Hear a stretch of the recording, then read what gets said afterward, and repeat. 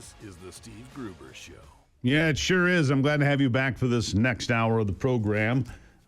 Big day. Of course, we're fighting for you for the foxhole freedom every single day. This is Election Day in America. We'll be talking about that some. But here are three big things you need to know this hour. Number one, the Nigerian-American response to Donald Trump's talk of military action, where the Christians have been being persecuted. There's a genocide of Christians going on in Nigeria. President Trump alluding to the idea that he might do something about that. Number two, the alleged ISIS plot, scouting gay bars, guns, hundreds of bullets, hopes for hundreds of deaths. How did that come to be? And number three, it is Election Day. It is Election Day.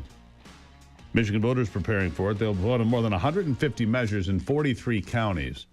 83 counties in Michigan, for those of you who don't know. No statewide ballot measures or elections. Voters will decide on billions of dollars in bonds and tax increases. The Center Square spoke with Thomas Aiello, the Senior Director of Government Affairs at the National Taxpayers Union. What jumps out to me most is the sheer number of local measures that will be on voters' ballots, said Aiello. Only Texas has more than Michigan. Those ballot measures could have real financial consequences for many of Michigan's 10 million citizens. We often think that the biggest threats to taxpayers occur in Washington or Lansing, but our data shows that sometimes the largest tax increases happen right in our own backyards. Of the 153 total bond measures, 49 of those hope to increase about $3.6 billion in bonds. And we don't have the tax impact. 99 measures look to extend or increase property taxes by about $235 million. Increasing property taxes when there's a movement afoot in Michigan right now to axe the Michigan tax.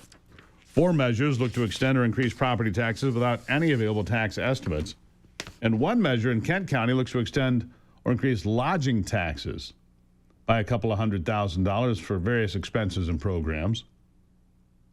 Some of those measures do not have estimates on the impact of local taxpayers. Michigan still stands apart for the quantity of the measures' fiscal information available to voters. Aiello explained that this allows voters to then make better decisions about how to vote on Election Day. This isn't the case for most other states. Almost 75% of all local ballot measures have no revenue estimates, which unfairly keeps voters in the dark.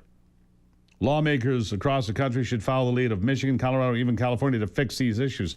Taxpayers will be better served if they knew, what's the price tag? What is the price tag? Might be an important thing to know, wouldn't it? Knowing how much you're going to be spending if you say yes to any of it. The big story in Michigan continues to be this FBI arrest of two ISIS-affiliated terrorists. These people had the ambition to kill hundreds. Dearborn resident Mahmoud Ali was among those arrested and charged, had bought numerous guns, more than 1,600 rounds of ammunition in preparation for a Halloween attack similar to the November 13, 2015 ISIS attack in Paris that killed 137 people, left more than 400 others injured. The group of terrorists inspired by ISIS but not believed to be planning an attack in Dearborn, where the FBI believes members met privately in city parks to discuss their plans and avoid being overheard by family members. Instead, they were scouting nightclubs in Ferndale that intentionally attract members of the LGBTQ plus community.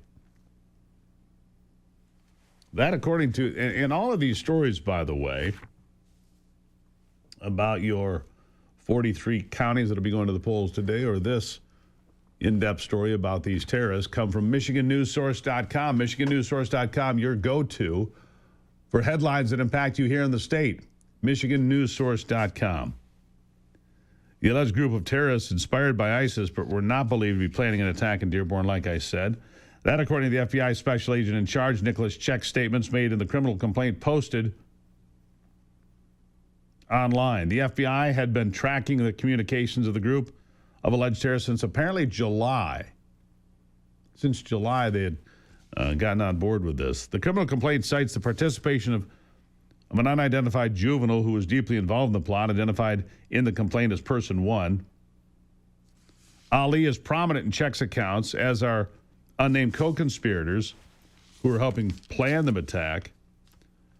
Mahed Mahmoud, another Dearborn man, also charged for his role in this plot to kill members of the gay community. The FBI had an undercover operative who recorded many conversations, provided decrypted messages the group of men used while planning the attack. These are people in our neighborhoods. This is the America we live in 2025. A place where people hate the country so much and hate their neighbors so much, they'll go train to kill them. They recovered shotguns, handguns, AR-15s. Ali bought many gun accessories, flash suppressors. He bought holographic sights built for close quarter engagement with fast-moving targets. And look, this is all stuff that is legal to buy. And banning me from owning a gun is no solution. Banning law-abiding Americans from protecting themselves against this kind of evil is not the solution, my friends. It is absolutely not the solution. The group also tried to seek guidance from an unidentified Islam ideologue who is publicly known for his radical Islamic views, said the FBI. They were able to talk to the father of the Islamic ideologue, who told them not to delay in the attack and should go do the deed now. The good deed now. Ali and Mahmoud have practiced shooting guns nearby ranges. We know that. They were gearing up for this. Then the FBI came in and stopped it. Remarkable. Meanwhile, Christians being targeted in Nigeria get a flicker of hope from the president, who said all aid to Nigeria will stop immediately until the Islamic radicals that are murdering Christians, tens of thousands over the last few years, murdered in their churches, men, women, children. We've been talking about it here for a while. Muslim groups in Nigeria slaughtering Christians for years. And over the weekend, President Trump made 2 posts on social media where he authorized the United States Department of War to be on standby. Trump said, if the Nigerian government continues to allow the killing of Christians, the United States will immediately stop all aid and assistance to Nigeria and may very well go into that now disgraced country, guns a-blazing, to completely wipe out the Islamic terrorists who are committing these horrible atrocities. This is where the United Nations is supposed to come in. 2 jobs, the United Nations, 2 jobs. Stop war, stop genocide. Stop war, stop genocide. Yeah. Failed miserably on both. All right, coming up on the program, State Representative Luke Meerman will be here from Coopersville. State Representative Bill Schuette will be here from Midland. And Ivy will join me. We'll talk about our trip that we took, some of the fun we had over the last couple of days. We'll tell you about that coming up on the Steve Gruber Show. Nice to see you today. Make sure you go to stevegruber.com, send me an email if there's something on your mind. And follow me on all the social media platforms as well. All right, I'll be back.